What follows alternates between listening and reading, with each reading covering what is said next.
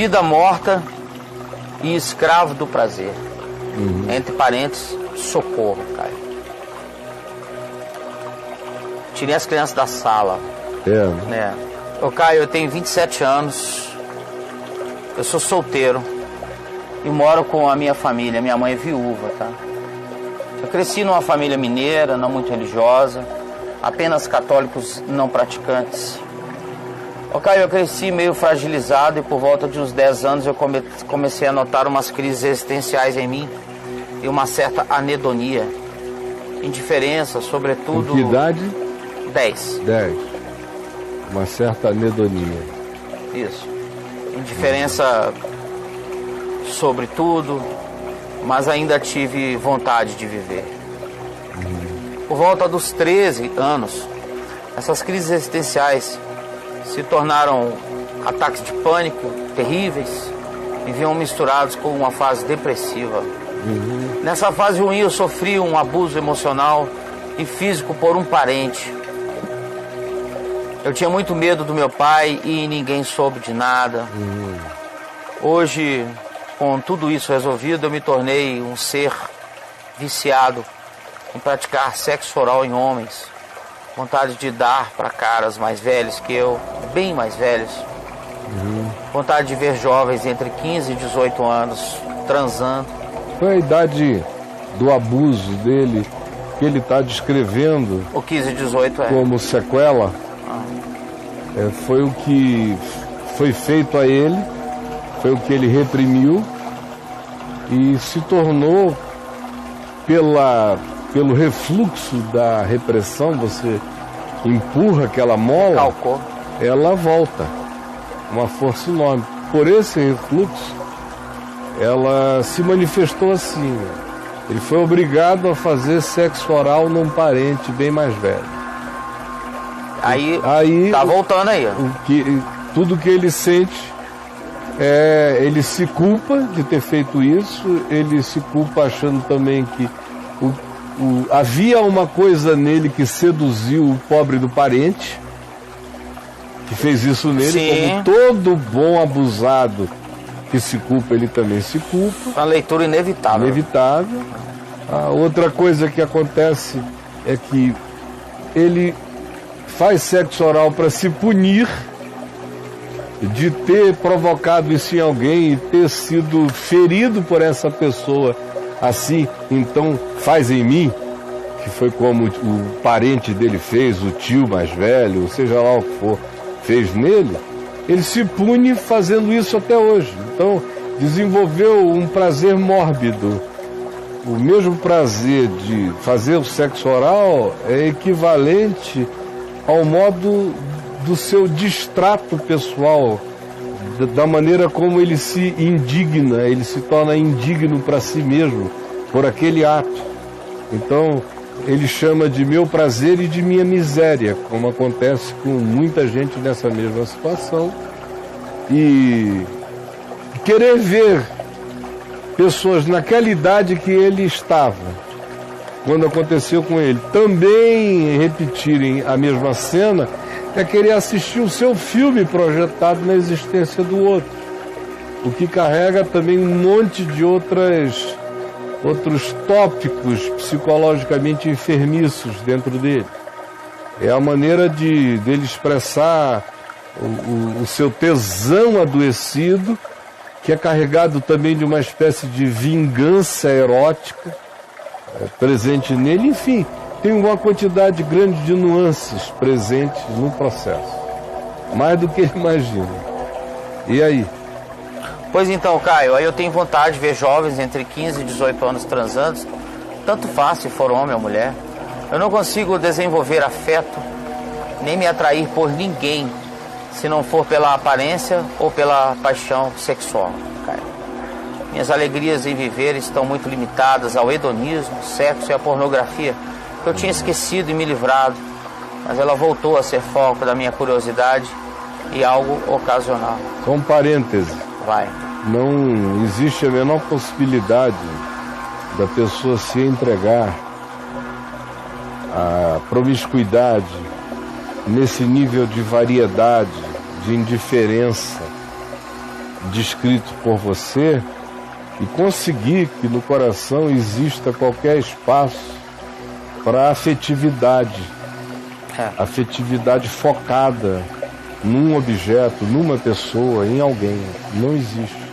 São antagônicos entre si.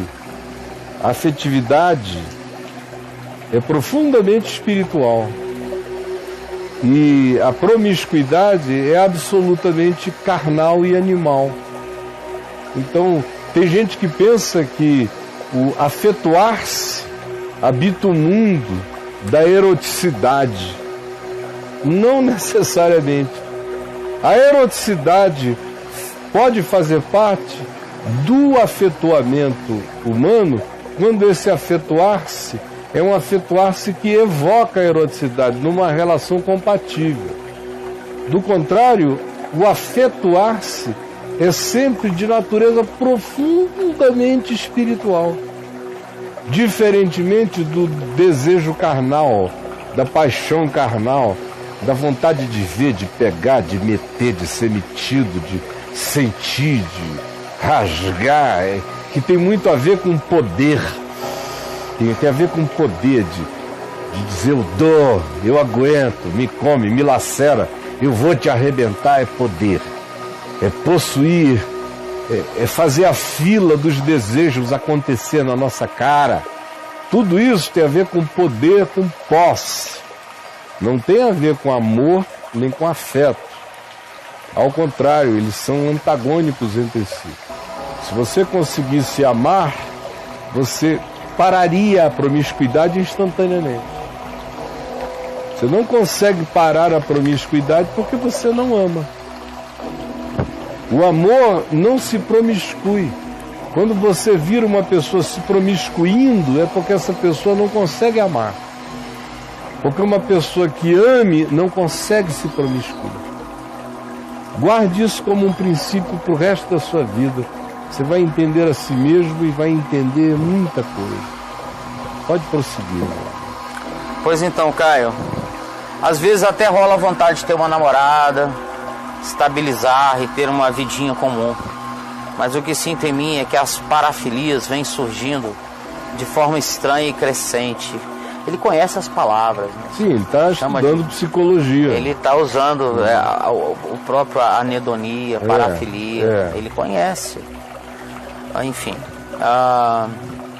Vem surgindo de forma estranha e crescente. Por favor, Caio, ore para minha alma encontrar paz e salvação. As lutas são grandes e eu quero realmente uma solução. Deus me ajude a encontrar equilíbrio para uma vida sem culpa. Não, isso não será possível. A gente, para começar a viver uma vida sem culpa, a gente precisa parar de pecar, não é? Contra si mesmo. A gente precisa ouvir Jesus dizer, vá e não peques mais, ou vai e não peques mais. Para que não te suceda coisa pior. Então a questão não é parar de sentir culpa. A questão é parar de culpar, porque eu posso deixar de ter sentimento de culpa e continuar me arrebentando todo, sem nenhum sentimento. Eu posso me dessensibilizar em relação à culpa. Posso me cauterizar. Posso me tornar uma massa. Posso virar uma pasta sem forma, sem nenhuma densidade de caráter. Posso me tornar um ente amorfo.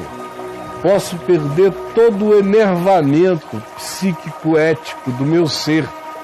Posso mortificar meu caráter para sempre. Posso dessentir. Posso. Mas nem por causa disso eu não estou me fazendo mal. O simples fato disto acontecer, dessa dessensibilização me alcançar, já é o pior mal que eu poderia ter me feito. E daí em diante eu vivo a vida de alguém que tem lepra, hanseníase, em alto grau. Você vai andando, deixa o dedo e não sente, deixa o pé e não sente, leva um soco no meio do nariz, o nariz cai e a pessoa não percebe. arrancam a tua unha e você não nota.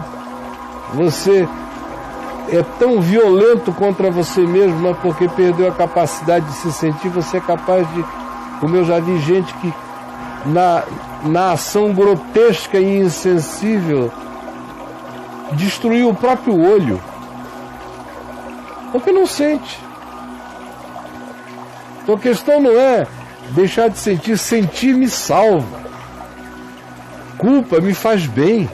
A culpa real é como uma bússola me dizendo que eu estou caindo no abismo. É uma salvação, a culpa real. A culpa só não é boa quando ela é uma culpa mentirosa, uma culpa falsa.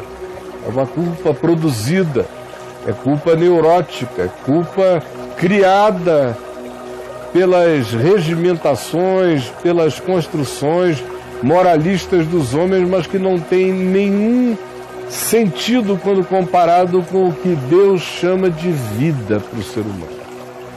Essa culpa é ruim, porque é neurótica, mas a boa culpa nos salva. É aquela culpa que diz: eu pequei contra os céus e diante de ti já não sou digno de ser chamado teu filho. É boa. Me segura, me acorda, me sensibiliza, me humaniza, me quebranta. De modo que não peça a Deus para lhe tirar a culpa, peça a Deus para lhe perdoar os pecados e peça a força para andar de maneira perdoada sobre os pecados nos quais antes você sucumbia. Peça a Deus a graça de abominar o que mata você, de dizer não àquilo que você gosta por vício, mas destrói seu caráter, sua mente, sua experiência de real felicidade espiritual possível. O que você precisa, meu filho, é amar. Se a gente se dedicar aqui à história dos seus traumas, nós vamos ficar no psicologuês para sempre, sem solução nenhuma. O teu problema não é falta de terminologia psicológica para entender esses seus processinhos. O seu problema foi não ter querido encarar que o que começou como um abuso praticado contra você se transformou numa biosfera existencial. Numa biosfera. Se transformou no mundo de si mesmo em você, que você alimenta agora. De modo que o que começou pequeno ganhou grandeza pela sua ação, pelos estímulos que você deu. Justificados em momentos diferentes, por sentimentos diferentes, mas o fato é que foram todas ações suas. E o resultado é esse, essa bolha, essa biosfera particularizada, aonde a eroticidade distorcida, parafílica, ganhou uma importância extraordinária no seu coração. É reconhecer a sua doença, a sua perversão e dizer não a ela, e cindir, e rachar, e cortar, e partir através de ato de vontade. Ato de vontade. Não é esperar que alguma coisa em nós nos seduza contra o que nos seduz. Não. Jamais acontecerá. Eu vou ser seduzido pelo que me seduz por muito tempo. Se eu for esperar a ajuda da minha carne, eu não terei. Minha carne não me ajudará. Ela milita contra o meu espírito. O meu desejo de prazer, de volúpia, de comer, de possuir, de lacerar, de meter, de enfiar, de patolar, de dizer eu sou o bicho, eu mando, eu pego. Estão me comendo aqui porque eu mandei, eu deixei, eu quis. E eu cultuo esse prazer, essa sensação, essa emoção. Venha ela por onde vier. Essa doença que cresceu em você e ganhou formas diferentes tem que ser enfrentada por você. Existe alguém em você que é maior do que esse você que recebeu o consentimento para existir assim. Pois é esse ser superior, que é espírito, que ama a verdade, por isso é que está me escrevendo aqui, é que tem que entrar em ação em nome de Jesus e pela fé. Amém. Sem acordo da carne, sem ajuda emocional, psíquica, sem que nenhuma magia aconteça e você deixe de gostar ou de desejar o que você deseja e se viciou em desejar. O vício sempre é longo, pará-lo é demorado, como compulsão em nós, mas é possível cortar a prática dele, ainda que a gente sinta todos os estribuchos do rabo da lagartixa dentro de nós. É possível. Essa é a única coisa que eu sei para te ajudar. Única. É a única que eu sei para me ajudar. E é a única que eu sei para ajudar qualquer um, em qualquer área da vida. Na sua também. Qualquer outro blá, blá, blá só vai criar 1 trilhão de justificações psicológicas para atrasar eternamente esse processo. Para aviadar a discussão. Mas eu quero chamar você em nome do Senhor para tomar uma decisão. Pá! E corta.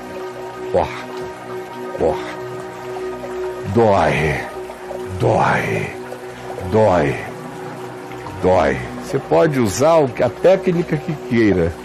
Do AA, do NA, dizer só por hoje. Comigo as coisas são, em geral, nunca mais. Quando funciona e tem que funcionar de vez para mim, eu tenho que dizer nunca mais. Pequeninas coisas você pode até tratar na base do só por hoje. São aquelas que eventualmente você pode vir a praticar depois. Mas tem umas que você não poderá praticar jamais. Essas você corta e diz nunca mais. Sepulta, não deixa nem raiz nem ramo, vira e vai. E houve o conselho dado à mulher de Ló: não olhe para trás. É para você não virar uma estátua de sal no caminho. Então, meu filho, é só o que eu tenho a te dar. Sinto muito se é muito pouco. Mas se você ouvir o que eu disse aqui algumas vezes, entendendo o significado de cada palavra proferida, e se você entrar aí no meu portal e escrever a palavra carne e promiscuidade, escreva lá. E começar a ler tudo que você encontrar, a ver os vídeos que você achar, e serão muitos. Você 44. vai ver ajuda enorme, carne e promiscuidade, né? Ou se você puser aí qualquer coisa sobre o que você botou aí? Carne, 44 foi o que ele 44. chegou agora aqui, né? Mas se você puser aí promiscuidade e prostituição, tira a carne. Bota só prostituição. Prostituição, rapidinho, vamos lá. Você vai ver o que tem. Vai lá e veja. Depois você pega e começa a ler sobre autocontrole, domínio próprio, sobre vontade, decisão, tudo aí no portal Caifab. Você vai encontrar um sem número de coisas que vão lhe ajudar imensamente. E por último, pegue o meu livro 100 Barganhas com Deus na loja do portal Caifab e leia urgentemente. Tá bom, meu filho? Continue aqui conosco, vamos crescendo juntos. Vamos lá, Braulio, temos alguns minutos ainda. Ô Caio, só 2 frases que ele escreveu ao longo da sua fala, para você entender que você já passou por onde ele pensou, ok? Caio, ele fala do passado, uma frase rápida: eu recebia sexo oral, nunca havia praticado nesse parente. Tá? Primeira frase dele, depois ele recebia? Recebia. Ou seja, o parente chupava ele. Sim. Mas hoje ele virou o ser ativo. Mas o ativo e o passivo são 2 fases da mesma coisa. Claro. Fica sendo só uma distinção muito semântica, porque na realidade, quando você começa a gostar do que estão fazendo em você de maneira abusiva inicialmente, no mínimo surge uma curiosidade enorme para que no mesmo espaço daquela proibição você queira saber o que o outro sente fazendo aquilo. Claro. Mas vamos lá. E aí? Aí ele escreve assim: Caio, meu desejo é ser curado no tapa, ser quebrado por Deus, sentir toda a dor de uma vez para refazer a minha vida. Não precisa ser quebrado no tapa, não. É na vontade, meu filho, é na vontade. Se às vezes o cara quer ser atropelado, ficar tetraplégico, se agora eu estou curado, é só Deus sabe como é que está a cabeça dele. Não, por favor, meu filho, não precisa de... Jesus morreu por você, você não precisa morrer por você. É crer que já foi feito em seu favor. Isso. Por favor. E o que você precisa é de decisão. Não fique pedindo uma catástrofe. Peça uma catarse eterna. E uma decisão corajosa. E a vontade de se alegrar no prazer dessa vitória. Que a gente tem que ter aquela vontade plantada e deliberada em nós de que nós seremos felizes quanto mais crescermos nesta vitória. Vai dando uma felicidade quando você era totalmente escravo de algo.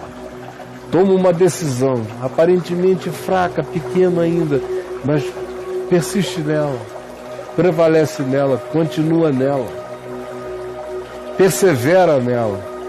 E aí você começa a sentir as pequenas melhoras, leves, suaves, tomando conta de você. E à medida em que isso vai acontecendo, vai dando uma alegria. E essa melhora começa a te fortalecer. Começa a gritar sobre a possibilidade daquilo ali, da execuibilidade daquilo que antes era só um desejo e agora já é um fato. E que pode crescer. E aí começa a se tornar uma conquista preciosa, que a gente deseja manter, não negociar com nada, ao contrário, fazê-la prevalecer para o nosso bem em nós. E é isso que eu espero que você entenda. É nesse caminho da vontade, da decisão, que cinde e que não espera arrebatamentos, mas de acordo com o que compreendeu, decide, é que você pode iniciar um processo novo. Não sem lutas, mas sem luta você não vai finalizar nenhuma vitória. Toda vitória demanda luta. Quem quer vitória sem luta, não quer vitórias profundas, arraigadas e que se tornem definitivas como um bem para a vida da gente. É o que Jesus disse: importa que primeiro Cristo padeça, depois entre na sua glória.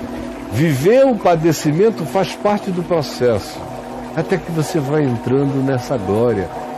O fator ressurreição vai tomando conta de você e você vai vendo que a vitória lhe chegou. O nome de Jesus é o que você tem que fazer.